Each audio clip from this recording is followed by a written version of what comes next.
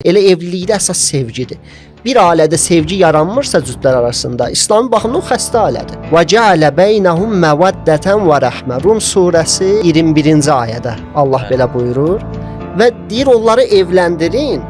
Mən onlar arasında məhəbbət yaradaram.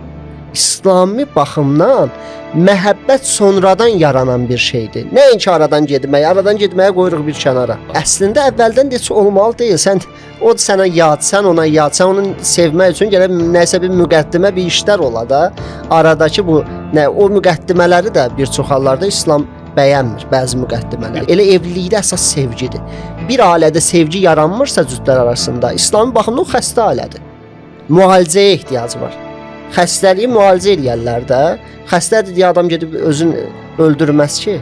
Gedər müalicə eləyər. Xəstəlik ola bilər, ailələrdə problemlər ola bilər, sadəcə gərək müalicə olunsun. Bu problemlər aradan qalxsın.